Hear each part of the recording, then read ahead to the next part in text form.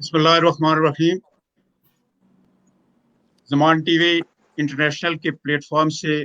मैं सैयद अरशद कश्मीर लिंक के साथ आप सबको सलाम कहता हूँ। प्रोग्राम में वेलकम। कश्मीर लिंक का ये प्रोग्राम ज़मान टीवी की नशरियात से मुंसलिक है और ज़मान टीवी और कश्मीर लिंक का हमारा कश्मीर के जिस खित्ते में भी जो भी कश्मीरी रह रहे हैं वो अगर अपने मादरे वतन की आवाज बनना चाहते हैं तो वी वेलकम देम। आप हमारे ज़मान टीवी यूएस से मेरी फेसबुक लाइव और व्हाट्सएप पे हमारे साथ कांटेक्ट कर सकते हैं और अपनी आवाज कश्मीर के लिए दुनिया के जिस कोने से भी आप रेज करना चाहते हैं we welcome you. Kashmir link का ये प्रोग्राम एक्चुअली उन लाखों कश्मीरियों को डेडिकेट करता हूं मैं जिन्होंने अपने मादरे वतन की आज़ादी के लिए पिछले 73 सालों से अपनी जान और माल की लाजवाल कुर्बानियों का सिलसिला जारी किया हुआ है। हम कश्मीरियों को दुनिया के हर कोने से ये यकीन दिलाते हैं कि हम दुनिया के जिस कोने में भी हैं हमारे दिल अपने मादरे वतन के लिए धड़कते हैं।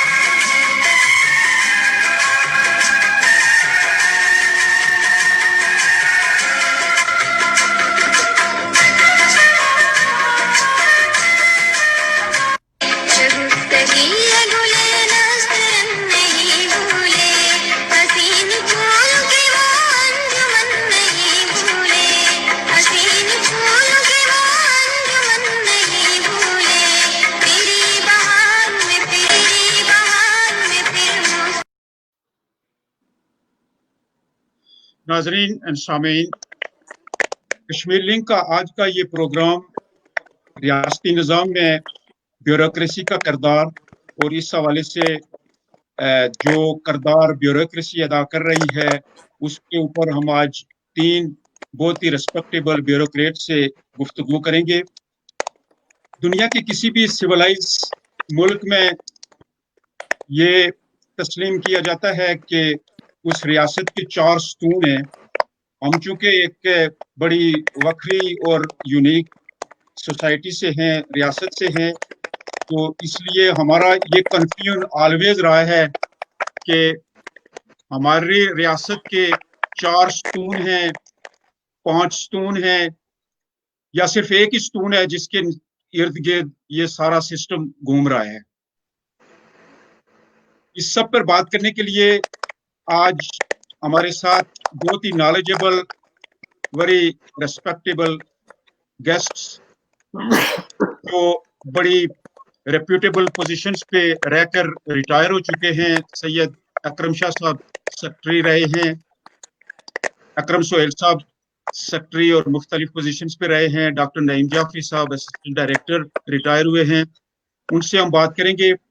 सबसे पहले मैं जाऊंगा सैयद अकरम शाह साहब से। शाह साहब ज्यादातर अरसा if I am right law department में गुजरा है, मुख्तलिफ बाकी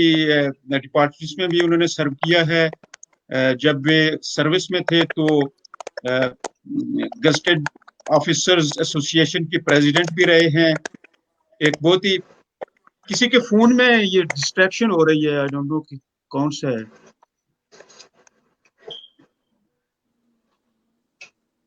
आजाद कश्मीर का एक बहुत ही रेप्यूटेबल रोजनामा कश्मीर लिंक के नाम से चीफ एग्जीक्यूटिव भी है उसके और बानी भी हैं। तो शाह साहब अस्सलाम वालेकुम, कैसे हैं आप? वालेकुम अस्सलाम। ठीक है जी जी। सबसे पहले तो मैं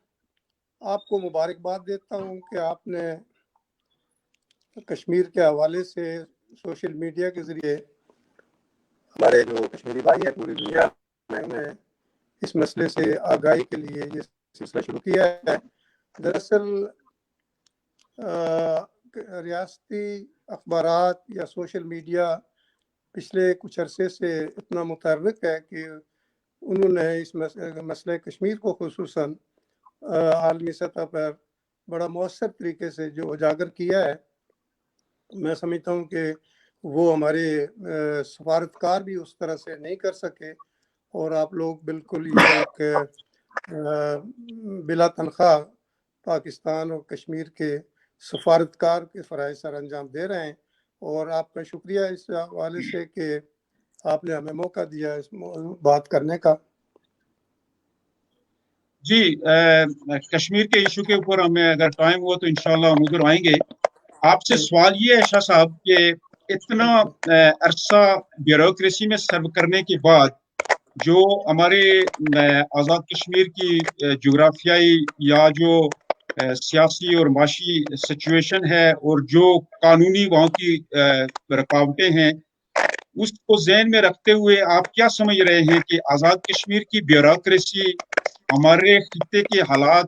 ख्वाह वो माशी हो ख्वाह वो अदरवाइज हो, उनको तब्दील करने में अपना वो रोल अदा कर पाई है? अगर नहीं तो उसकी क्या वजूहत या क्या रुकावटें हैं? दरअसल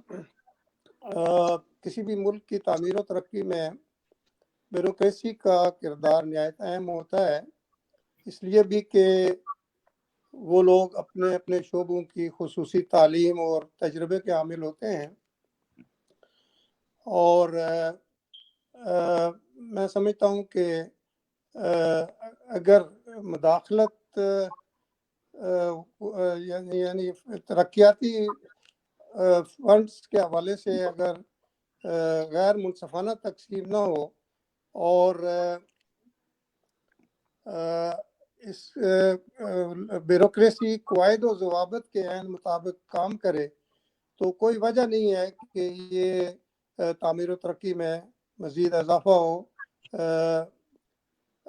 इसलिए कि ब्यूरोक्रेसी जो है वो उसके ज़रिए ही हुकूमत जो है अपनी पॉलिसियों को पर अमल दरामद कराती है। अब देखना ये है कि आया ब्यूरोक्रेसी किस हद तक फ़ाल होती है और उसमें दो बातें जो मेरे जहन में हैं अपने तजुर्बे की रोशनी में कि अगर वो ख्वाहिश कल्बी के साथ अपने फ़राइज़ सर अंजाम दें, दयानतदारी के साथ और सरकारी यानी हुक्मरानों के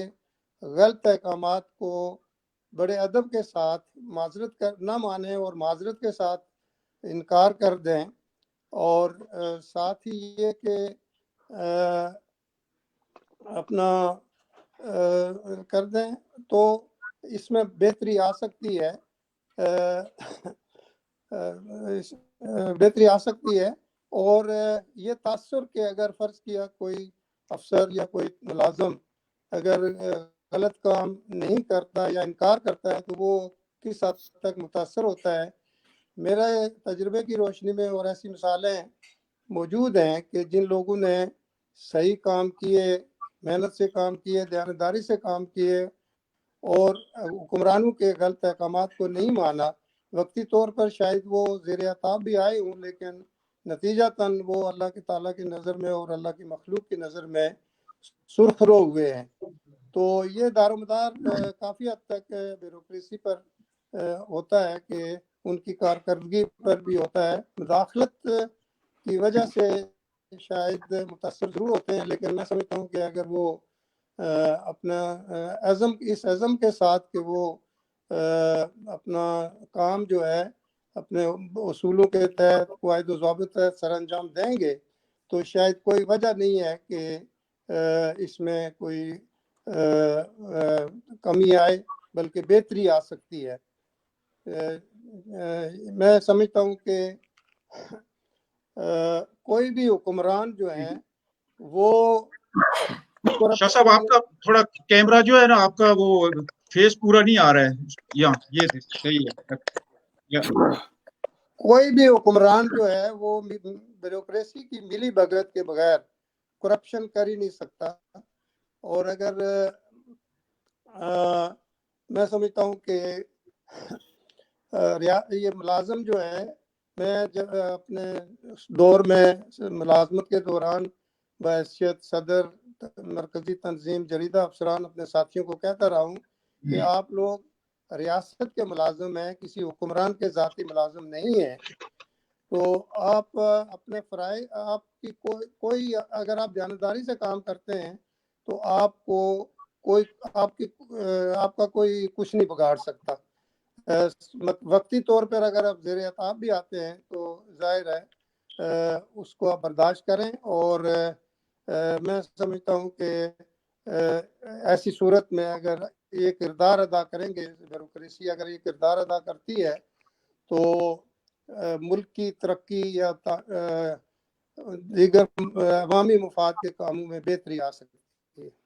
تھینک یو۔ جائیں گے ہم اکرم سہیل صاحب کے پاس، مظفر آباد سے وہ ہمیں جوائن کر رہے ہیں۔ اکرم سہیل صاحب آئی تھنک کہ انہیں ملٹی لیول پہ سرو کیا ہے، آزاد کشمیر گورنمنٹ میں کمشنر بھی رہے ہیں، سیکرٹری رہے ہیں مختلف محکموں کے، اور I was very happy to know کہ جب وہ سیکرٹری برقیات تھے تو انہوں نے چونکہ ہمارا ایک بجلی کا ایشو تو پاکستان کے ساتھ بھی، اور جو ہمارے منگلا ڈیم کے حوالے سے جو زیادتی ہو رہی ہے تو اس پہ انہوں نے بڑا اسٹرانگلی ریپرزینٹ کیا، اور آزاد کشمیر کی جو ہماری انٹرسٹ ہے اس کو ریز کیا پاکستان کے ایوانوں میں۔ اکرم صاحب اس کے علاوہ شاعر بھی ہیں، دانشور بھی ہیں، اور زمان ٹی وی پر میں نے ان کا وہ مشاعرے کا چھوٹا سا جو کلپ ہے وہ میں نے جب دیکھا تو میں نے میرا خیال ہے 2-3 ہفتے پہلے ایک مضمون لکھا تھا جس میں کشمیر کے سلسلے میں کشمیریوں کے مجرم کے نام سے میں نے لکھا تھا۔ اس میں نے بھی یہی پوائنٹ کیا تھا کہ ایک تو مودی اور انڈیا ہمارا سب سے بڑا مجرم ہے، اس کے بعد جو ہماری کشمیری قیادت ہے، اگر وہ انڈین آکوپائڈ کشمیر سے ہے یا ہمارے پاکستان سائڈ سے ہے، they are also the part of all this mess. اور اس کے علاوہ پاکستان اور انٹرنیشنل کمیونٹی، تو اکرم صاحب سے میں پارٹیکولرلی جیو پولیٹیکل سچویشن میں کشمیر کے حوالے سے ان پٹ لوں گا، لیکن اس سے پہلے انہوں نے مشاعرے میں وہ جو نظم پڑھی ہے وہ ہم آپ کو سنائیں گے کہ انہوں نے ایکچولی وہ جو کہتے ہیں نا کہ سمندر کو کوزے میں کس طرح بند کیا۔ پہلے 4 مصرے ہیں ان کشمیری بچوں کے حوالے سے ہندوستانی فوج کے نام کہ کتنے تم آفتاب چھینو گے، کتنے تم آفتاب چھینو گے، کتنے تم ماہتاب چھینو گے، کتنے تم آفتاب چھینو گے، کتنے تم ماہتاب چھینو گے، اور چھین لیتے ہو ان کی آنکھیں بھی، پر کہاں ان کے ہاتھ چھینو گے،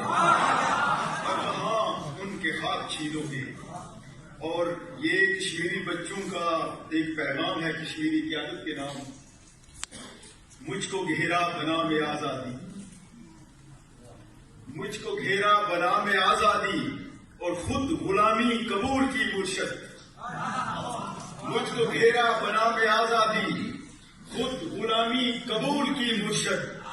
میرے ہر قطرائے خون کی، میرے ہر قطرائے خون کی تو نے قیمت وصول کی مرشد، تو نے قیمت وصول کی مرشد۔ खुश और ये दो कतार पाकिस्तान से आए हुए मेहमानान के जरिए पाकिस्तानी कौम को पहुंचाए जाते हैं कि सदाएं हैं सभी बेदाद बाबा, सदाएं हैं सभी बेदाद बाबा, नहीं सुनता कोई फरियाद बाबा, नहीं सुनता कोई फरियाद बाबा, और कराएगा हमें आजाद तू क्या, कराएगा हमें आजाद तू क्या, अभी तू खुद नहीं आजाद बाबा,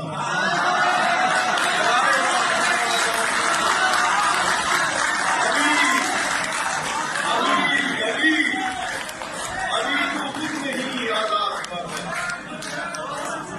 और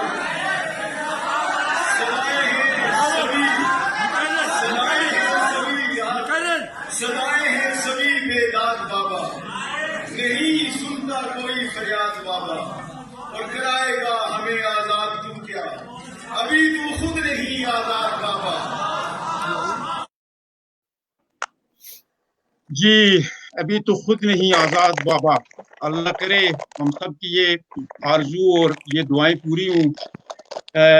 अकरम सैयद साहब, ये इस वक्त जो सिचुएशन चल रही है, आई थिंक के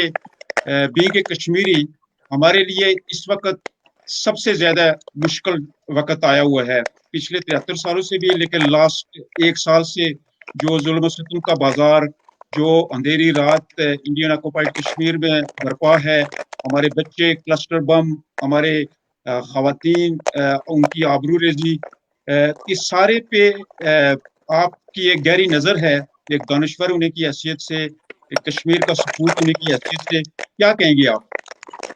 मैं पहले तो आप तमाम हजरात को जी अस्सलाम वालेकुम कहता हूँ, और अपनी बात करने से पहले मैं ज़मान टीवी जो कि आज़ाद कश्मीर और मकबूजा कश्मीर के हमारे तमाम रहने वाले मजलूम लोगों की आवाज़ बन गया है, और जिसके लिए मोहतरम खुर्शीद ज़मान साहब को मुबारकबाद देता हूँ कि उन्होंने इस टीवी चैनल के ज़रिए न सिर्फ मसला कश्मीर को बल्कि आज़ाद कश्मीर को के जो मसाइल हैं उनको भी मंजर आम पर लाया है। तो सबसे पहले मैं आप लोगों का खुर्शीद साहब को जो है ना वो इस पे मुबारकबाद और उनकी सताइश करता हूँ। तो जो आपने सवाल पूछा है, ये 70 साल में अगर आप कुर्बानियों का जो मैग्नीट्यूड है तो ये 47-48 में तकरीबन 4 लाख, और उसके बाद 89 के बाद भी मेरा ख्याल है 1.25 लाख जो कश्मीरी हैं वो शहीद हो चुके हैं। 30,000 औरतें जो है वो बेवा हो चुकी हैं, बच्चे यतीम हो चुके हैं। लेकिन देखा ये गया है कि हमारी कोई जो है वो कदम आगे नहीं बढ़ता है, कोई हम मंजिल की तरफ नहीं जा सके। तो इसमें जो बुनियादी चीज है जो मैं समझता हूँ कि वो हमें मैंने वो एक दफा कहा था कि हमें सबसे पहले मसले कश्मीर को आजाद करके इस पे डायलॉग की जो है वो अलो करना चाहिए कि पहले हम अपना तज्जिया करें कि क्या वजह है कि कुर्बानियों में तो कोई कमी नहीं रही है, लेकिन हम आजादी की तरफ नहीं, बल्कि जहां पर हम 70 साल पहले थे, आज 70-72 साल के बाद हम उससे भी पीछे हैं। 70 साल पहले लोग हमारे लिए यूएनओ में करारदादे पास करते थे, आज हम 4 बंदे मुल्क जो हमारे साथ नहीं है कि जो हमारी बात कर सके। तो जब तक हम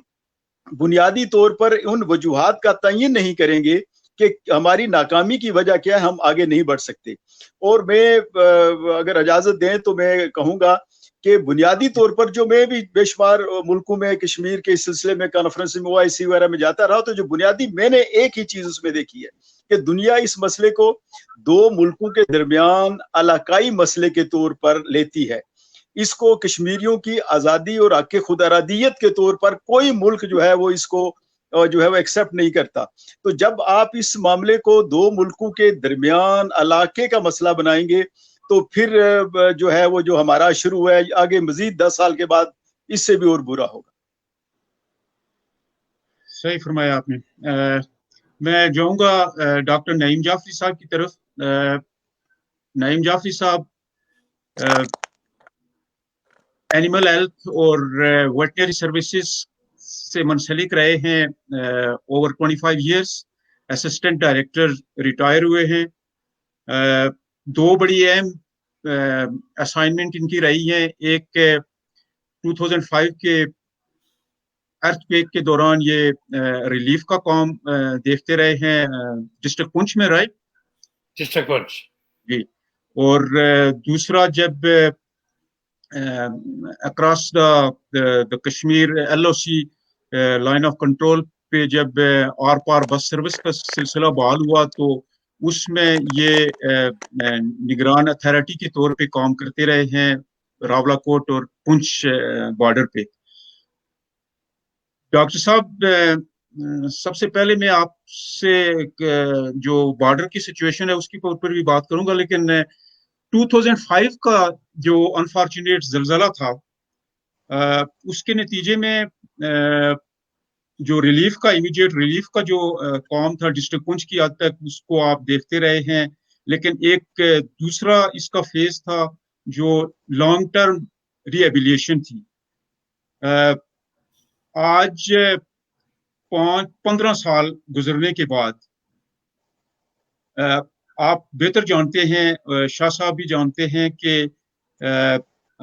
اس کی سب سے بڑی جو میری آنکھوں کے سامنے ہماری مثال وہ ہمارا ہائی اسکول موری فرمان شاہ جو ہسٹوریکل اسکول پچھلے 2 سال پہلے ہم گئے وہاں تو وہ کھنڈرات کا منظر پیش کر رہا تھا. جو انٹر کالج کی بلڈنگ ہے وہ ایک کرائے کی مکان میں چل رہا ہے، انٹر کالج کی کلاسز. تو کیا وجہ ہے کہ اتنی بڑی ریلیف فنڈنگ بھی ہوئی، انٹرنیشنل ڈونرز نے بھی کی، پاکستان کی طرف سے بھی ہوئی آؤٹ آف دا وے جا کے، ابھی تک وہ ری ایبیلیشن وہ جو تباہی آئی تھی اس کی مکمل بحالی نہیں ہو سکی. آپ کیا سمجھتے ہیں کہ کیا فیکٹرز ہیں اس میں؟ بسم اللہ الرحمن الرحیم. سب سے پہلے تو میں سب جو پارٹیسپینٹس ہیں ان کو سلام عرض کرتا ہوں، اکرم سیل صاحب کو، اکرم شاہ صاحب کو، میرے سینئر آفیسر رہے ہیں. آپ کا بہت بہت شکریہ کہ آپ نے بہت ہی خوبصورت پروگرام ارینج کیا، اور پرٹیکولرلی زمان ٹی وی کے عباسی صاحب جو یہ سروس دے رہے ہیں لوگوں کو. میرے خیال میں یہ بہت یونیک ہے، اور اس سے نہ صرف ہماری سوشو اکنامیکل ڈیولپمنٹ کے مسائل سامنے آئیں گے، بلکہ کشمیر کے جتنے بھی مطلب مسائل ہیں اکراس دی لائن اور ہمارے اپنے، وہ بھی لوگوں تک پہنچیں گے. آپ کا جو سوال ہے اس کا، میں چونکہ ریلیف افسر رہا ہوں دوران زلزلہ، اور میری چونکہ اس وقت جتنے بھی لائن ڈپارٹمنٹس ہیں ان کے ساتھ میری ورکنگ رہی ہے، پرٹیکولرلی جتنے بھی ریلیف میں جو لوگ آپریٹ کر رہے تھے. تو ایک تو یہ ہم ریلیف کا یہ کر رہے تھے کہ ہم فائنینشیل جو سپورٹ ہے وہ ڈیلی بیسس پر میں اپنے سٹاف کے ساتھ نکلتا تھا، اور لوگوں کو جتنے لوگ متاثر تھے ان کو فائنینشیل ریلیف دیتے تھے. اور اس کے بعد دوسرا بڑا جو ہمارا کام تھا اس میں یہ تھا کہ ہم سب لوگوں کو ڈسٹرکٹ آفیسر جتنے ہیں ان کو یہ ٹاسک دیا گیا تھا کہ وہ اپنے اپنے ڈپارٹمنٹس کی جو جتنے بھی ڈیمیج انفراسٹرکچر ہے اس کے لیے اسکیمیں ڈیولپ کریں. تو میں آپ کے جو سوال ہے اس سے ریلیونس کے لیے میں آپ کو بتانا چاہتا ہوں کہ میں جب وہاں تھا تو اس وقت میں نے سب سے پہلے میرا ڈپارٹمنٹ تھا جو میں نے فاسٹ فیس پر اپنے جتنے پورے ڈسٹرکٹ پنچ کا انفراسٹرکچر جو ڈیمیج ہوا تھا تو اس کے لیے میں نے تقریباً 3 کروڑ کی جو PC1 ڈیولپ کیا اور وہ سبمٹ کیا. اور بڑی بدبختی ہے کہ 2018 میں جب میں واپس گیا تو اپنا کیمپس جہاں میں کام کرتا تھا تو وہاں اب تک بلڈنگز مطلب انکمپلیٹ ہیں، اور وہ لوگ اپنے پردے لگا کر وہ ان کمروں میں بیٹھے ہوئے ہیں. تو یہ اصل میں اس کی بنیادی وجہ یہ ہے، ایک تو اس میں بیوروکریسی کا رول بھی ہے، اور پلس میں سمجھتا ہوں پولیٹیکل ول اس کا بڑا رول ہوتا ہے، کیونکہ جتنے بھی علاقے یا کوئی ملک ہے جب تک پولیٹیکل ول کے جو کانسیپٹس کلیئر نہیں ہوں گے اور ان کی جو لائن ہے اور ان کی جو سوچ ہے اس کی فیوچرسٹک ویژن نہیں ہوگی تو تب تک میرے خیال میں کوئی جو ڈیولپمنٹل آسپیکٹ کے کام ہے وہ اس طرح نہیں ہو سکتے، کیونکہ یہ پولیٹیکل ول کا کام ہے کہ چیزوں کو امپلیمنٹ کرنا، ایڈمنسٹر کرنا اور ریگولیٹ کرنا. اور ہمارے جو بیوروکریٹ ہیں یہ ان چیزوں کو دیکھتے ہیں، لیکن جب آپ کی جو بیوروکریسی کی انٹرفیئرنس ہوتی ہے تو وہاں جتنے بھی ڈیولپمنٹل پروجیکٹس ہیں وہ متاثر ہوتے ہیں، چونکہ ہر آدمی کا جو پریورٹی ہے وہ بڑی ٹپیکل انداز میں بائسڈ ہوتی ہے. بعض اوقات وہ چیزوں کو اپنے ڈفرینٹ اینگل سے دیکھتے ہیں. تو اس طرح وہاں ہمارے جتنے بھی جو ڈیولپمنٹل پروجیکٹس ہیں وہ متاثر ہوتے ہیں. اب فرض کہ ایک آدمی جو کوئی منسٹر صاحب ہے وہ بڑے مؤثر ہے کسی جگہ پر, تو ان کی کوشش ہوتی ہے کہ ان کے علاقے میں کوئی چیز ہو جائے, لیکن باقی جو کسی اور کا جو استحقاق ہے وہ متاثر ہو سکتا ہے اور ہوتا ہے انفیکٹ. تو اگر میرے خیال میں بیوروکریسی اور پولیٹیکل ول جو اپنے جو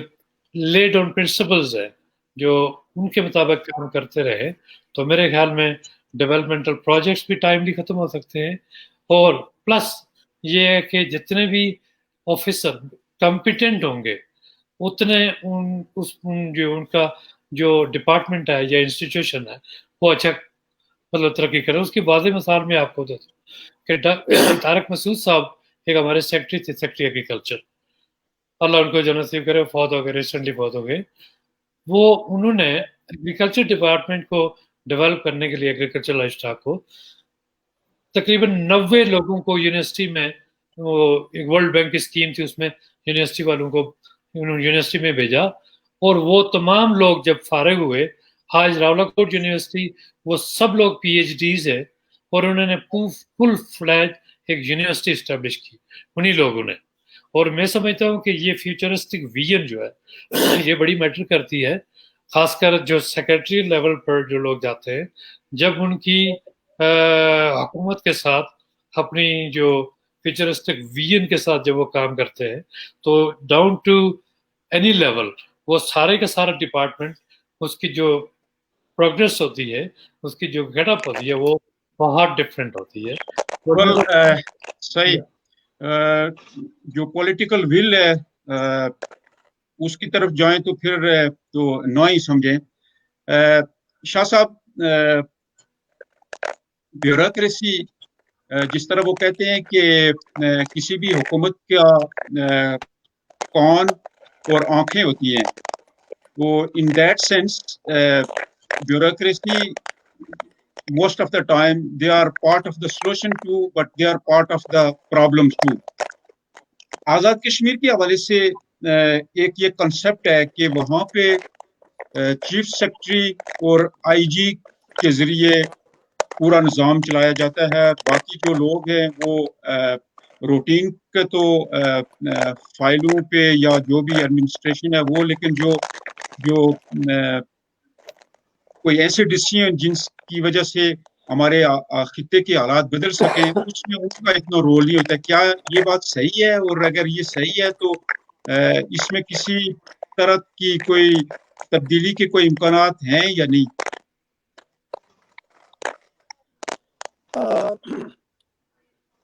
میں سمجھتا ہوں کافی حد تک یہ بات درست نہیں ہے. یہ تاثر کہ چیف سیکرٹری اور آئی جی جو ہے آپ کا کیمرہ تھوڑا ایڈجسٹ کریں گے شاہ صاحب؟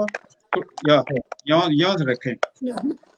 ابھی نہیں ٹھیک نہیں آ رہا ہے؟ ابھی ٹھیک ہے یا اچھا. تو دراصل چیف سیکرٹری یا آئی جی بھی سرکاری ملازم ہے, اور یقیناً وہ پاکستان لینڈ افسر ہوتے ہیں, اور اس حیثیت سے وہ حکومت پاکستان کے مفادات کو زیادہ لک آفٹر کرتے ہیں. لیکن بنیادی طور پر آزاد کشمیر یا پاکستان کے مفادات میں کوئی فرق نہیں ہے. یہ دارومدار ہے آزاد کشمیر کے حکمرانوں کی صلاحیت, کردار, جرت اور مقبولیت پہ. اگر کوئی لیڈر وہاں پر یا جو قائد جو ہے وہ باصلاحیت ہے, با کردار ہے, اور اپنا عوام میں مقبول ہے, تو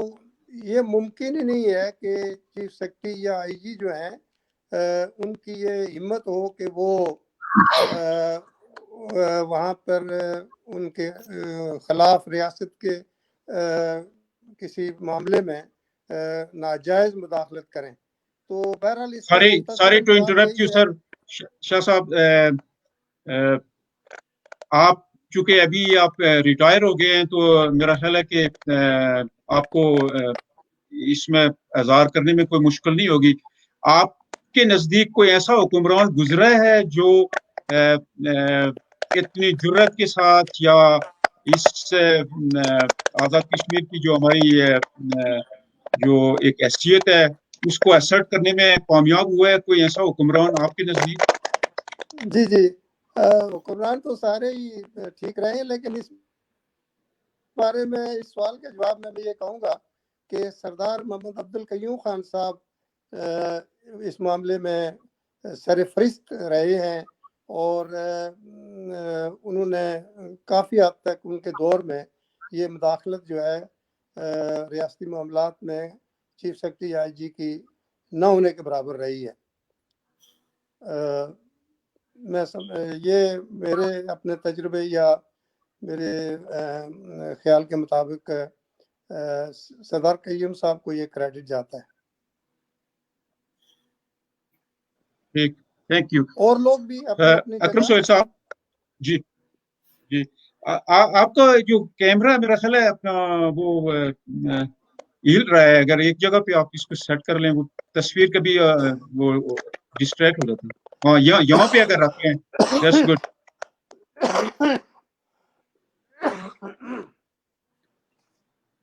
अकरम साहब आपको आवाज आ रही है?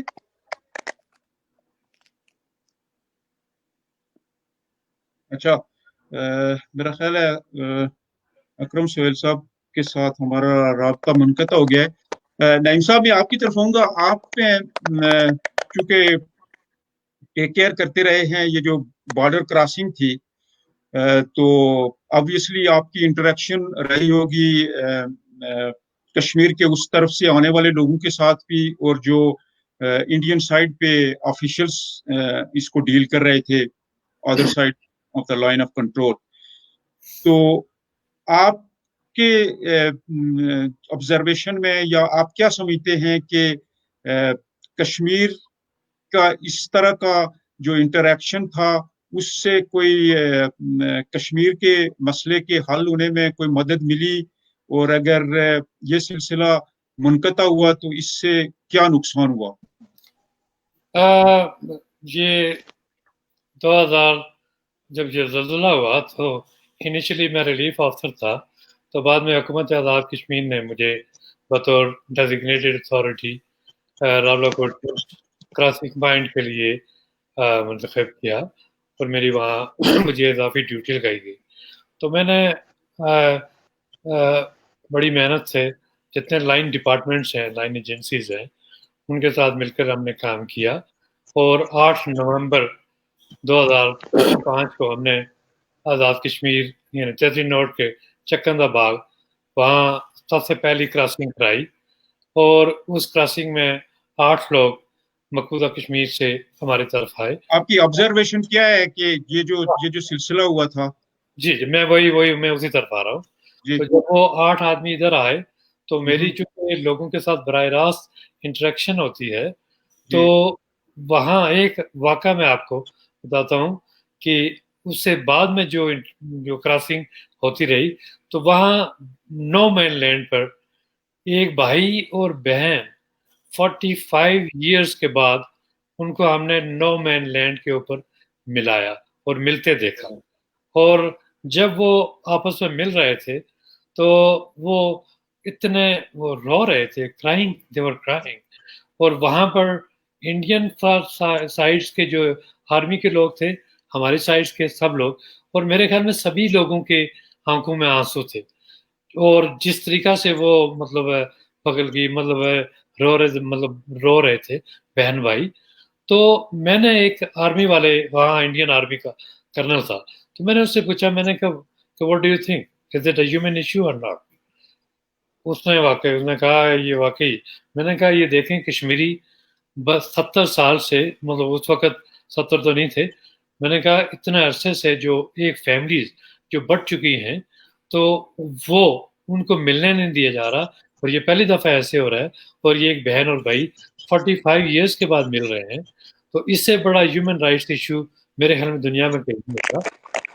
ये। और उसके बाद जितने भी लोग आते रहे, मैं उनसे मिलता रहा, और वो इतने खुश थे कि वो अपने रिश्तेदारों को मिलने के लिए आते थे, और ये बहुत ईजीएस्ट तरीका था। और मेरे ख्याल में हुकूमत का ये बहुत अच्छा इकदाम था, जिसकी वजह से बड़े यानी सहल तरीके से, बड़े कंफर्टेबल तरीके से लोग आते थे। इधर से हम क्लियर करके भेजे थे, वहां से वो क्लियर करके, तो लोग आते जाते और वो बड़े खुश थे कि हम लोग एक दूसरे से मिल रहे हैं। ये एक बड़ा अच्छा लोगों को अपॉर्चुनिटी मिला। और मैं समझता हूँ कि जितनी लोगों को खुश जाते हुए, जो इधर से जाते थे वापस, वो मायूस होते थे कि हम थोड़ी देर और हमें वक्त मिल जाए। और मेरे पास लोग दरख्वास्तें ले आते थे कि हमें 15 दिन की एक्सटेंशन दिलवा दें, महीने की दिलवा दें, क्योंकि हमारे कानूनी ज़ाब्ते इस तरह थे कि एक मखसूस वक्त के लिए हम करते थे। तो इस तरह उनकी ख्वाहिश थी कि वो यहाँ पर ज़्यादा रुकें, और हमारे जो लोग जाते थे वो भी इसी तरह वापस बड़े मायूस आते थे कि हम अपने रिश्तेदारों से मिलें,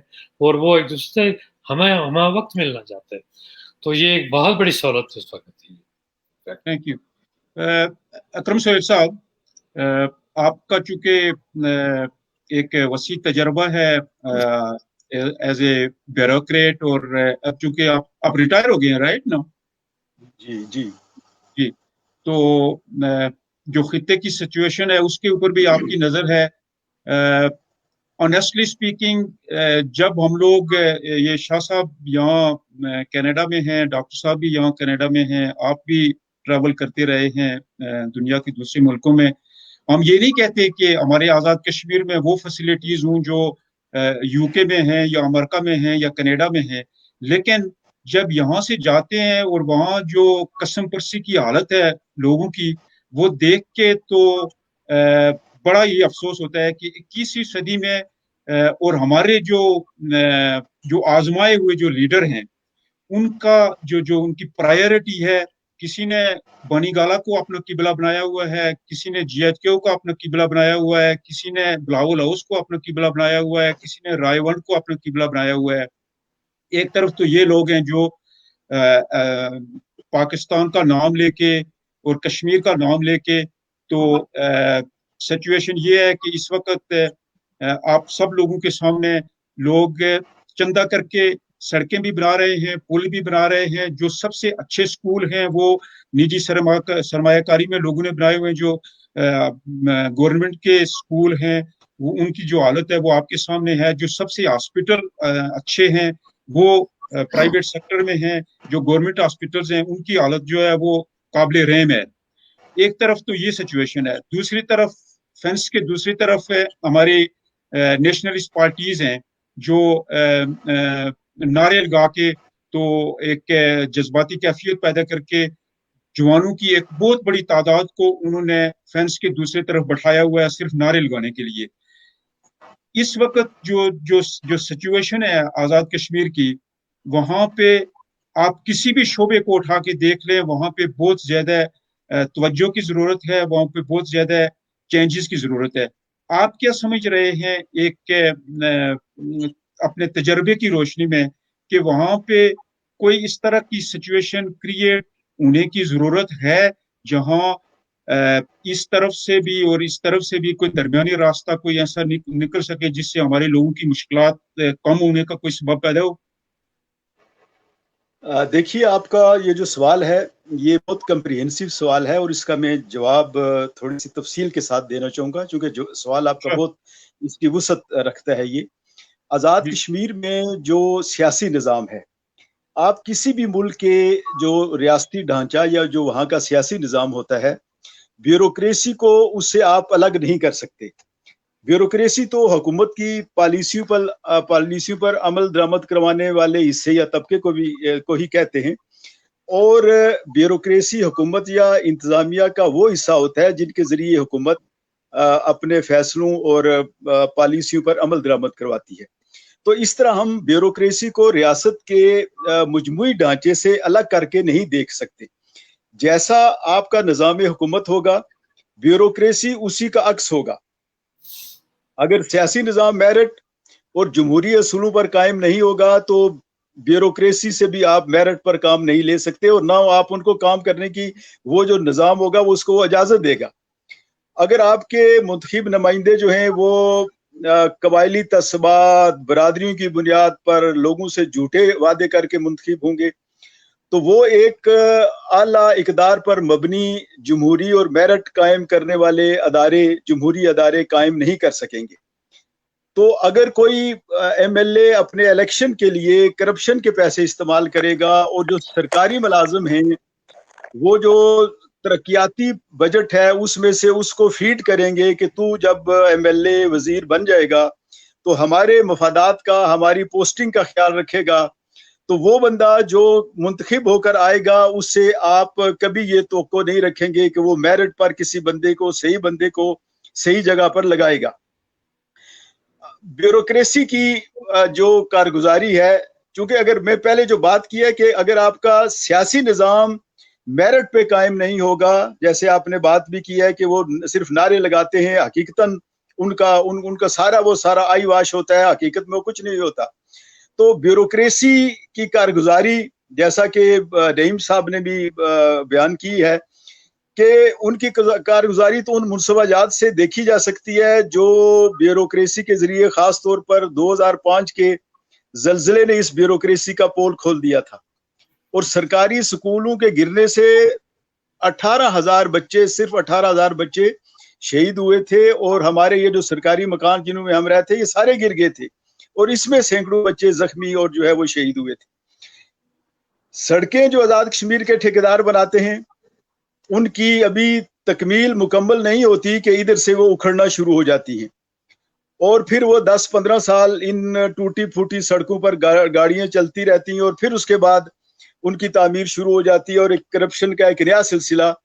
جو ہے وہ کھل جاتا ہے۔ تو آزاد کشمیر میں یہ کہہ سکتا ہوں کہ بیوروکریسی اور سیاسی لوگوں کا آپس میں ایک قسم کا ایکا ہے، اور کسی زمانے میں ہم سنا کرتے تھے جی کہ دیکھیں یہ جو ترقیاتی محکمہ جات ہیں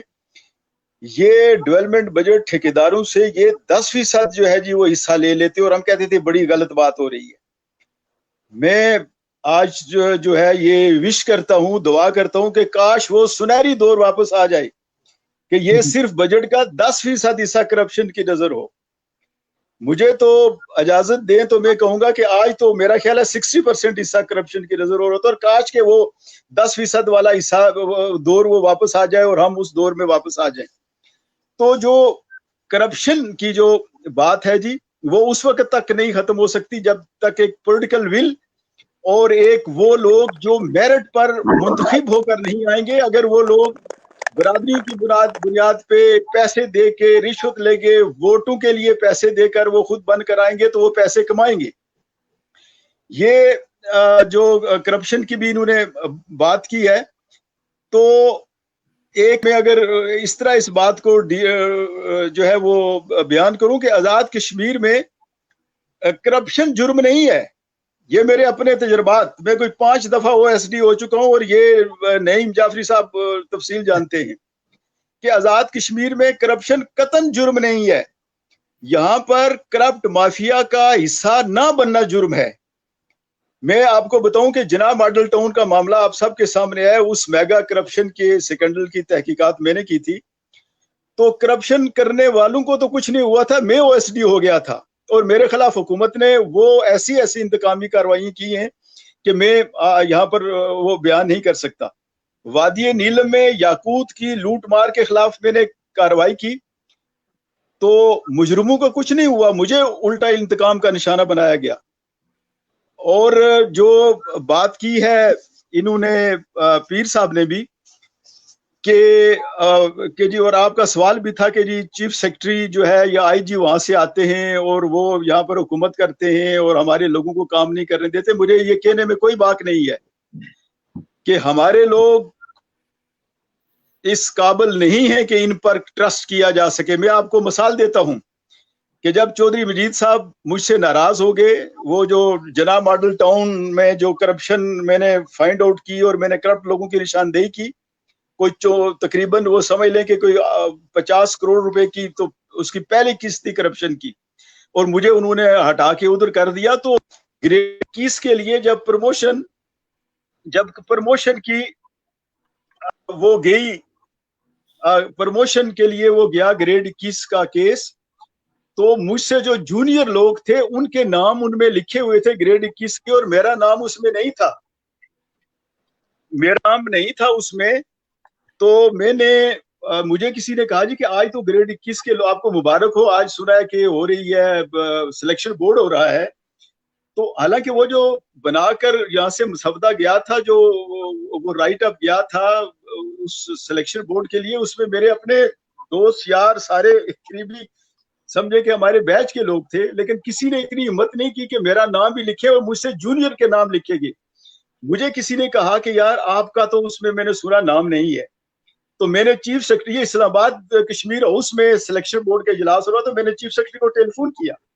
میں نے کہا آپ میرے ساتھ انتقامی کارروائی کر رہے ہیں اور میرا نام آپ نے نہیں رکھا اس میں, اور مجھ سے 4 جونیئر جو ہے آفیسر ان کو گریڈ 21 آپ دے رہے. تو چیف سیکرٹری نے کہا کہ مجھے تو کسی نے نہیں بتایا, مجھے تو جو فہرست آئی ہے اس میں آپ کا نام نہیں, اور میں تو یہی سمجھا کہ آپ سینئرٹی میں نہیں ہوں گے تو آپ کا نام اس میں نہیں ہوگا. چیف سیکرٹری صاحب نے یہ کیا کہ انہوں نے پرائم منسٹر چودھری مجید صاحب کو کہا کہ اکرم سہیل کا نام اس میں شامل ہوگا تو یہ سلیکشن بورڈ ہوگا, نہیں تو یہ سلیکشن بورڈ نہیں ہوگا. کشمیر ہاؤس سے پھر فیکس پہ جو ہے نا جی وہ تجویز آئی, فائنینس میں پوسٹ نئی تخلیق ہوئی. 11 بجے یعنی 10 بجے سے 11 بجے 1 گھنٹہ اس میں لگا. 11 بجے یہاں سے پھر وہ کشمیر ہاؤس میں جا کر جی وہ فیکس پہنچا, پوسٹ کریٹ ہوئی, میرا نام شامل کیا گیا. اور اس چیف سیکرٹری نے, میں ان کا شکر گزار ہوں کہ انہوں نے پھر جو ہے جی وہ وہاں پر وہ سلیکشن بورڈ میرا بھی کروایا اور باقی کا بھی ہوا. تو میرے کسی جو آزاد کشمیر کے, یہ میں معذرت خواہ ہوں اکرم شاہ صاحب سے بھی اور نعیم صاحب سے بھی اور جو یہ لوگ سن رہے ہیں, کہ ہمارے کسی آدمی کو اتنی ہمت نہیں ہوئی کہ چودھری مجید کی جو بڑک تھی اس کے آگے کھڑے ہو کر کہتا کہ نہیں یہ آدمی بھی, اس کا بھی نام آتا ہے, اس کو ہم جو ہے. تو میں جو میرا تجربہ ہے کہ اگر ان لوگوں کے حوالے کریں گے تو یہاں پر پھر وہی برادریاں چلیں گی, وہی جو کرپٹ مافیا ہے اسی کے مقابلے. اور وہ یہ میں کہتا ہوں وہ نعمت ہے, وہ جو باہر سے لوگ آتے ہیں وہ ہمارے اس اندرونی سیاست میں وہ ملوث نہیں ہوتے, اور وہ جو یہاں کی جو ہے وہ کم از کم غیر جانبدار بڑی حد تک ہوتے ہیں. اور وہ لوگ جو کہ حکومتوں کی نظروں میں جو معطوف ٹھہرتے ہیں, کرپشن کے خلاف ہوتے ہیں, جو اپنے اصولوں پہ ڈٹتے ہیں, ان لوگوں کے ساتھ پھر وہی لوگ ہیں جو کھڑے ہوتے ہیں. ہمارے اپنے لوگ کھڑے ہونے کا جو ہے وہ نہیں ہے, جو وہ نہیں. اور ابھی تو دیکھیں نا کہ یہ آپ کا جو احتساب ایکٹ میں بھی ترمیم کی گئی کہ جی اگر ایک کیس کو ہے وہ 1 سال تک زیر انکوائری رہے اور اس کا جو ہے جی وہ چلان عدالت میں پیش نہ ہو سکے تو وہ جو مقدمہ ہے وہ خارج ہو جائے گا اور اس کو داخل دفتر کر دیا جائے گا. ایک دن میں نے پوچھا جناب ماڈل ٹاؤن کا کیس کا کیا بنا, انہوں نے کہا جی وہ نئے قانون کی نظر ہو کے داخل دفتر ہو گیا. اکرم صاحب آپ کو آواز آ رہی ہے میری؟ آپ جی آپ کو آواز آ رہی ہے میری؟ جی آواز آ رہی ہے, کم آواز ہے. اچھا, میں کہہ یہ رہا تھا کہ جس طرح کے عام لوگوں کا بھی وہاں رونا دھونا ایسا ہی ہے, اور آپ جس پوزیشن میں ہیں شاہ صاحب یا نعیم صاحب اور دوسرے جو اتنی اہم پوزیشن پہ جن کے اپروچ بھی ہے سارا, ان کا بھی رونا دھونا ہی ہے. تو میرا سوال آپ سے یہ تھا, اور میں جاؤں گا شاہ صاحب کی طرف, اور ان کی طرف جانے سے پہلے تھینک یو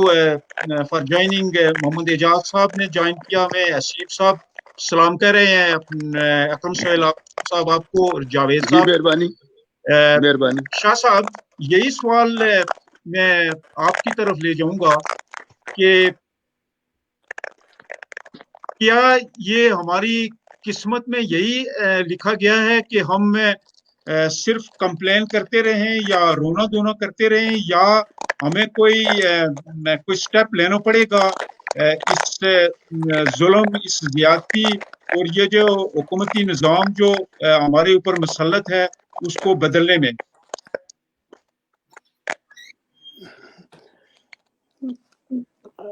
جی میں اس سوال کا جواب دینے سے پہلے صاحب کا سوال کے جواب میں نے جو سردار قیوم صاحب کا نام لیا تھا, تو میں ایک چھوٹی سی مثال اگر اجازت ہو تو میں دوں. جی وہ یہ کہ 1974 میں یہ آئینی سلسلے کے میں ایک ہماری میٹنگ تھی اسلام آباد میں. جو اس وقت کے لا منسٹر تھے اور ہمارے قیوم صاحب میں اور ہمارے اقبال بٹ صاحب تھے ہم, اور وہاں پر میٹنگ کے بعد وہ لا منسٹر نے قیوم صاحب کو کہا کہ آپ تھوڑی دیر رکیں. تو میں باہر آیا تو وہاں محکمے کے ایڈیشنل سیکرٹری تھے, وہ بھی میٹنگ میں شامل تھے ڈرافٹ میں. تو انہوں نے کہا جی یہ جب تک فارغ ہوتے آپ میرے ساتھ چلے چلے. تو انہوں نے ایک بات کہی جو میں آپ کی گوشگزار کرنا چاہ رہا تھا. جی وہ کہنے لگے شاہ صاحب آپ خوش قسمت ہیں کہ آپ کو سردار قیوم صاحب جیسا لیڈر ملا ہے جس کی موجودگی میں آپ کے چپراسی کو بھی کوئی یہاں پر بھٹو صاحب بھی فارغ نہیں کر سکتے. جبکہ ہماری صورتحال یہ ہے کہ ہم روز صبح آ کے دفتر میں اپنی میز پر یہ دیکھتے ہیں کہ کوئی ہمارے ٹرمینیشن کا آرڈر تو نہیں پڑا ہوا ہے. تو اس کا مطلب یہ نہیں ہے. سردار قیوم صاحب کی خوبیوں کا تو اپنی جگہ، حامی بھی انسانی وہ تھے، بشر تھے، ان کے خامیاں بھی ہوں گی، لیکن یہ کہ اس کا مطلب نہیں ہے کہ باقی لوگ جو ہیں ان میں کوئی کم صلاحیتیں ہیں. لیکن اس حوالے سے ان کا یہ ایک میں مثال آپ کو دینا چاہ رہا تھا کہ ایک فیڈرل گورنمنٹ کی منسٹری کے ایڈیشنل سیکرٹری کا یہ خیال تھا کہ وہ ان میں یہ جرأت اور ہمت ہے. جہاں تک ہماری آپ کا یہ سوال ہے، یہاں پر تعمیر و ترقی کا سڑکیں ہیں اور اسکول ہیں یا اسپتال ہیں، تو سڑکوں کے حوالے سے میں یہ کہوں گا کہ اس وقت آزاد کشمیر میں جو بڑی سڑکیں ہیں جو ضلع سے ضلع کو ملاتی ہیں یا تحصیل سے تحصیل کو، میں سمجھتا ہوں کہ ان کی حالت کافی بہتر ہے. البتہ اپنا لنک روڈز کی حالت جو ہے وہ اس طرف شاید بالکل ہی توجہ نہیں ہے حکومت کی، اور اپنی مدد آپ کی بنیاد پہ لوگ بنا رہے ہیں جو قابل ستائش ہے جذبہ جو ہے. لیکن اس میں خرابی جو ہے وہ لوکل گورنمنٹ کے نظام میں ہے. ان فنڈز ان کو ایلوکیٹ کرنا یا اس پر عمل کرنا جو ہے یہ بنیادی ضرورت ہے، اور اس کی میں اصلاح کی ضرورت ہے. جہاں تک اسکولوں کا تعلق ہے، اسکولوں کی حالت جو ہے میں کہتا ہوں کہ اس کو سن کے یا دیکھ کے رونا آتا ہے، اس لیے کہ وہ ہماری نسل کو تعلیم سے آراستہ کرنے کے بجائے میں سمجھوں کہ ان کو تباہ کرنے والی پالیسی پر عمل درآمد شروع کیا ہوا ہے انہوں نے. اس میں بڑی وجہ جو ہے اساتذہ کی میرٹ پر تعیناتی نہ ہونا اور ان کی نگرانی نگرانی میں کمزوری جو ہے کیمرہ تھوڑا اس نیچے کی کر رہے وجہ یہ بڑی وجہ ہے. اور جی جی یہاں رکھیں جی. جہاں تک میرٹ کا تعلق ہے، میں لمبی بات نہیں کروں گا، مختصر ایک مثال آپ کو دے رہا ہوں کہ ایک دفعہ ایک ضلع کے ایم ایل اے اور منسٹر صاحب نے ڈسٹرکٹ ایجوکیشن افسر کو کہا کہ آپ نے جو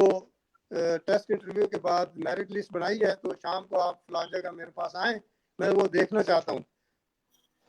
تو وہ لے کر گئے تو انہوں نے بتایا کہ وہاں پر ڈسکشن اس یہ جو میرٹ ہم نے ٹیسٹ انٹرویو کی بنیاد پر بنائی تھی میرٹ لسٹ،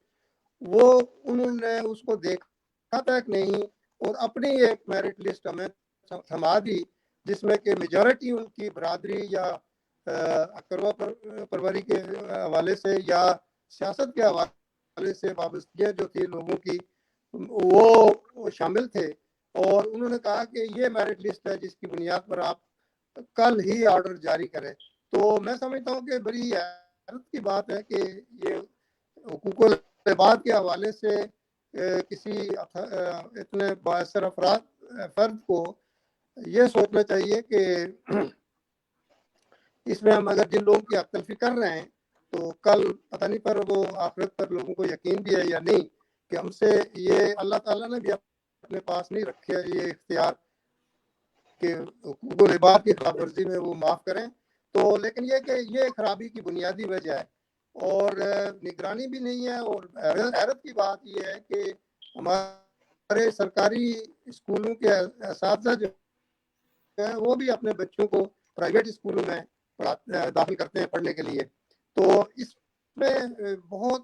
موجودہ حکومت نے کچھ حد تک اصلاح کی کوشش کی ہے، لیکن اس میں ایک قانون کی حکمرانی جسے ہم کہتے ہیں رول آف لا پر اگر عمل کرتے ہوئے اس پر مزید کوششیں کی جائیں تو بہتری آ سکتی ہے. اور اسپتالوں کا بھی یہی حال ہے. جو ہمارے اسکولوں کے حوالے سے میں نے بات کی ہے،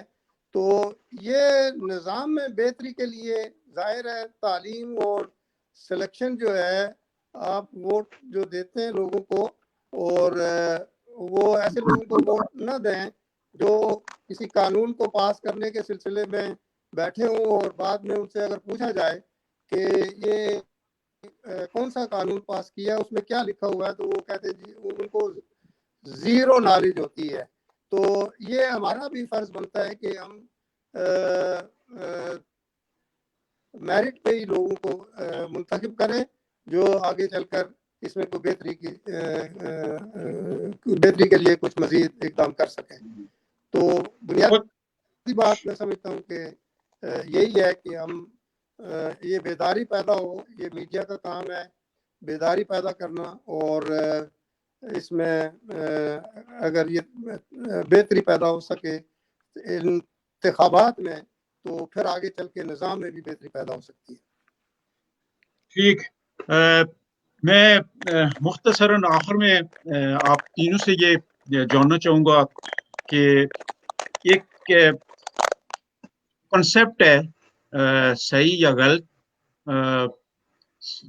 کچھ تو اشارہ کیا ہے اکرم سہیل صاحب نے اس طرف کہ بیوروکریسی میں، اور خصوصاً جو اس طرح کی پوسٹس ہیں جہاں پہ انفیئر مینز کا استعمال بہت زیادہ ہوتا ہے، اس کے نتیجے میں بعض بیوروکریٹس اس طرح کی بھی ہیں جو اگر ان کی آپ جن کا بزنس ہے سائڈ پہ، یا جن کے باقی اور مینز آف انکم ہے، دیٹ از ڈفرینٹ تھنگ، لیکن جن کے نہیں ہیں ان کی جو لائف سٹائل ہے، ان کے جو کاروبار یا غیر ہیں وہ ان سے میچ نہیں کرتے۔ تو آپ تینوں سے میں یہ پوچھنا چاہوں گا کہ کیا یہ کسی انفیئر مینز کی وجہ ہے، کرپشن جس کو کہتے ہیں، یا وہاں کا نظام ہی، جس طرح سہیل صاحب نے کہا کہ ہم صدقہ دیں گے اگر 10% کرپشن کے اوپر بات آ جائے، آج تو بات شاید 50% سے اوپر تک چلی گئی ہے۔ So what is your take, Naim Saab, starting from you? میرے خیال میں ایک تو یہ بالکل زندہ مثالیں میں نے اپنی آنکھوں سے دیکھی ہیں، اکرم سہیل صاحب بھی ویل اویئر ہیں، اکرم شاہ صاحب، ہم نے دیکھا ہے کہ جب ہم اپنے آپ کو دیکھتے تھے اور باقی ان لوگوں کو جن کی ہمارے ساتھ ہم نے جوائن کی نوکری، تو ان کی ایک بہت بڑی شاندار کوٹھی اور سب کچھ ہو گیا، ہم تو گھر بھی نہیں بنا سکتے۔ تو یہ تو ہوتا ہے، یہ ہوتا ہے، اور یہ ایسے نہیں ہوتا۔ یہ آپ ایون کے پاکستان لیول پر دیکھیں، ایون کے آرمی آفیسرز دیکھیں، جو بھی کرنل بریگیڈیئر جنرل ہوتا ہے، ان کی تنخواہیں گریڈ 21-22 کی تنخواہ کتنی ایک ہوتی ہے کہ آپ کے پاس اتنی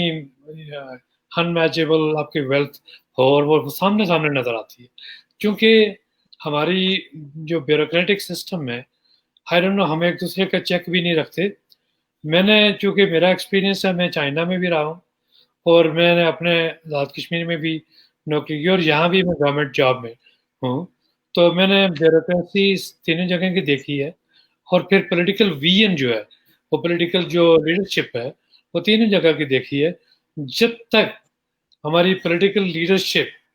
اس کا جو ڈیولپمنٹل کانسیپٹس کلیئر نہیں ہوں گے، وہ رسپانسبل نہیں ہوں گے، وہ آنیسٹ نہیں ہوں گے، اور اسی طرح جب تک ہماری بیوروکریسی آنیسٹ نہیں ہوگی، رسپانسبل نہیں ہوگی، تو میرے خیال میں کوئی بھی ڈیولپمنٹل پروجیکٹ یا کوئی بھی ڈیولپمنٹل ایریا وہ کبھی بھی اس کوالٹی کے لیول پر نہیں آ سکتا، اور کوانٹیٹی تو شاید ہو جائے لیکن کوالٹی نہیں بنے گی، اور کوالٹی کا اس وقت پتہ چلتا ہے جب اس کی انویسٹیگیشن ہوتی ہے۔ اکرم سہیل صاحب کا ایک بڑا ایکسپیرینس ہے، اور ہم نے بھی دیکھا ہے کہ کوالٹی، فرض کیا آپ نے دیکھا کہ پورا آزاد کشمیر میں کوالہ پروجیکٹ، کوالہ روڈ، جب بھی ہم نے بچپن سے لے کر دیکھتے رہے کہ یہ اس روڈ کا کام لگا ہوتا تھا۔ ابھی گوئی نالہ کا روڈ کا کام ہے، وہ چل رہا ہے، ابھی تک چل رہا ہے۔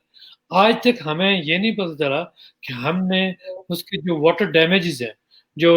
لینڈ سلائڈز ہیں, اس کا حل کیسے نکالا, اور اس کے اوپر پیسے لگاتے جا رہے ہیں. ویژن نہیں ہے.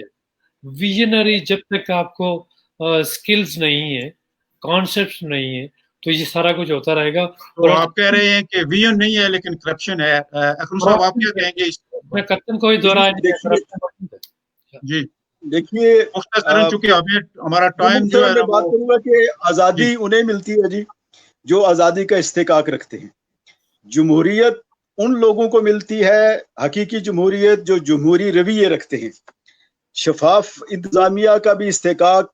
اس سوسائٹی کو, اس ریاست کو ہوتا ہے جو لوگ خود ذہنی غلامی اور تعصبات سے آزاد ہو کر اپنے نمائندے منتخب کرتے ہیں. اگر نمائندے جو منتخب کر رہے ہیں آپ نے, وہ منتخب کریں برادریوں کے نام پر, پیسے لے کر ووٹ دیں اور جیوے جیوے کے نعرے لگا کر کریں, تو جو لوگ آئیں گے وہ جو بیوروکریسی, اسی قسم کی بیوروکریسی کو ٹاپ سلاٹ پہ وہ لگائیں گے, جو ان کا جو خرچہ الیکشن میں ہو چکا ہے اس خرچے کو جو ہے وہ پورا کریں گے. قطعاً جب تک کہ آزاد کشمیر کے لوگ ذہنی غلامی سے آزاد نہیں ہوتے, میں آپ کو بنیادی بات بتاتا ہوں, اس وقت تک آزاد کشمیر کی نہ بیوروکریسی ٹھیک ہوگی, نہ یہاں پر تعمیر و ترقی ہوگی, نہ یہاں کا جو سیاسی نظام ہے وہ درست ہوگا. اس کی بنیاد آزاد کشمیر کے لوگوں کی ذہنی آزادی ہے. اور پھر دیکھیے میں آپ کو بتاؤں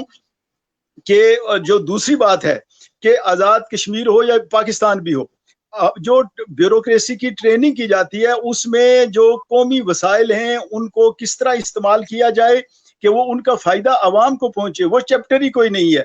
جتنے بھی, کیا وہ ریکارڈنگ ہو, پاکستان کے جو سونے چاندی کے جو ہے وہ ذخائر ہوں, یا آزاد کشمیر کا ہائیڈل ہو, یا ہمارے نیلم کی جو ہے وہ یاقوت ہو, ہر جگہ ہماری بیوروکریسی کو یہ کنسیپٹ ہی نہیں ہے کہ ان چیزوں کو ہم نے آزاد کشمیر کے لوگوں کے فائدے کے لیے جو ہے وہ استعمال کرنے کے لیے قوانین اور اپنا عمل کرنا ہے, بلکہ یہ ایک سہولت کار بنتے ہیں. جو انٹرنیشنل کمپنیاں آتی ہیں, ملٹی نیشنل کمپنیاں آتی ہیں, اور بڑے تھوڑے اس پہ یہ بک کر ان کے حوالے جو ہے یہ کر دیتے ہیں. اور بلکہ پورے ملک کی میں آپ کو بات بتاؤں, پاکستان آزاد کشمیر کی غربت اور اس کی جو ہے پسماندگی کی بنیادی وجہ یہ ہے کہ اس ملک کے جو قیمتی وسائل ہیں, جو قدرتی وسائل ہیں, ان کی ملکیت پاکستان کے عوام کے نام نہیں ہے. وہ لوٹ مار کر رہے ہیں بین الاقوامی کمپنیاں, سامراجی ملٹی نیشنل کمپنیاں, اور وہ لوٹ کے لے جا رہی ہیں. اور یہ چیپٹر ہی نہ ہماری سول سروس کی کسی ٹریننگ میں یہ چیپٹر ہی شامل نہیں ہے, نہ ہمارے کسی بھی جو ہمارے دستاویزات ہیں کہ کسی ملک کے وسائل کو کس طرح, اور جو اس پہ بات کرے کہ یہ وسائل پاکستان اور آزاد کشمیر کے لوگوں کے فائدے کے لیے استعمال ہونے کی اجازت دیں, وہ یہاں پر غدار بن جاتا ہے. اور میں جو ہے جی میں بھگت چکا ہوں, اس لیے میں آپ کو کہتا ہوں کہ ہمیں بہت بڑے ایک پیراڈائم شفٹ کی ضرورت ہے. اور ابھی ہم نے اس سیڑھی پہ, ترقی والی سیڑھی پہ ابھی ہم نے قدم ہی نہیں رکھا ہے, نہ سیاسی طور پر نہ انتظامی طور پر. ابھی ہم بالکل اس ہماری ڈائریکشن ہی ابھی ادھر نہیں گئی ہے. اور یہ ملک اللہ کے, میں آپ کو بتاؤں کہ اللہ تعالیٰ کے فضل و کرم سے یہ وہ ملک ہے جس میں سب سے زیادہ قدرتی وسائل ہیں, لیکن یہ ملٹی نیشنل کمپنیوں اور سامراجیت کا ایک ظلم ہے کہ ہر وہ ملک جس میں سب سے زیادہ قیمتی وسائل ہوتے ہیں, سب سے زیادہ غربت ان ممالک میں ہوتی ہے, اس لیے کہ وہ سارے جو دولت ہوتی ہے وہ لوٹ کر یہ جو ہے نا ملٹی نیشنل کمپنی اور سامراجی ممالک اور ان کے سہولت کار وہ لے کے چلے جاتے ہیں, اور وہ ملک جو ہے وہ غریب رہ جاتا ہے. بلکہ یہ ایک قسم کا, یہ سمجھے کہ یہ جو نیچرل ریسورسز ہیں ایک قسم کا ان کے لیے ایک یہ گناہ اور ان کے لیے ایک اور جرم بن جاتا ہے کہ ان کے ملک میں یہ کیے ہوئے, اور ہمارا ملک جو ہے یہ اسی چیز کا جو ہے وہ شکار ہو رہا ہے. Thank you, well said. Shah صاحب آپ کو ریپیٹ کروں کوشچن یا شاہ صاحب آواز آ رہی ہے؟ ریپیٹ کر لیں, کیا کوشچن تھا؟ جی یہی کوشچن تھا کہ ایک کہ کرپشن کے حوالے سے کہ معاشرے پورے میں یہ ہے بدقسمتی سے, لیکن بیوروکریسی تھوڑا یہ نیچے کا, بیوروکریسی کا جو لائف سٹائل ہے, بیوروکریسی کا جو ان کی جو بھی پراپرٹیز ہیں وہ اس سے میچ نہیں کرتی جو ان کی ارننگ ہوتی ہے یا جو ان کی سیلری ہے. جی جی جی جی جی میں سمجھ گیا. اصل میں سمجھتا ہوں کہ پاکستان ہو یا آزاد کشمیر یا کوئی ملک, اس کے तमाम मसाइल का वाहिद हल है कानून की हुक्मरानी का क़याम, रूल ऑफ लॉ का क़याम। वो मैं इसलिए कहता हूँ कि कानून की हुक्मरानी अगर होगी तो जाहिर है जो भी ब्यूरोक्रेट करप्शन करेगा, कोई गलत काम करेगा, तो उसका एहतसाब भी होगा, और एहतसाब के डर से भी लोग कम मैं समझता हूँ कि बाज आ जाते हैं अगर सही मानों में एहतसाब हो। लेकिन एहतसाब भी अगर करप्ट लोगों के जरिए ही कराया जाए, जैसे कि हमारे मुल्क में हो रहा है, तो वो तो किसी कोई नतीजा बरामद नहीं होता। तो मैं समझता हूँ कि ये बात कभी ढकी छुपी नहीं रह सकती कि कोई अफसर जो है दयानतदार है या करप्ट है, रिश्वतखोर है, इसलिए कि जो बंदा रिश्वत देता है वो कभी भी सीक्रेसी नहीं मेंटेन करता। वो तो पैसे दे के तो सारी दुनिया को बताता है मैंने फलां अफसर को पैसे दिए हैं, पैसे दे के ये काम कराया है, लिहाजा ये बात छुप नहीं सकती। तो एहतसाब का अगर सही मानों में कोई निज़ाम वज़ा हो जाए और चंद लोगों को करार वाकई सज़ा मिले, तो फिर बाकी लोगों को भी मैं समझता हूँ कि एहसास भी हो सकता है और उसमें कमी भी आ सकती है करप्शन में। तो बुनियादी बात तो यही है। लेकिन अमलन जो देखा गया है कि हमारे जो हुक्मरान हैं, सियासी जमातें हैं, वो अपोजिशन में रह के जिन बातों की बुराई करते हैं, बुराइयां बयान करते हैं, और हुकूमत में आके उन्हीं को अपनाते हैं। और पूरा वक्त पाकिस्तान में भी आप देख लें कि पूरा अरसा जो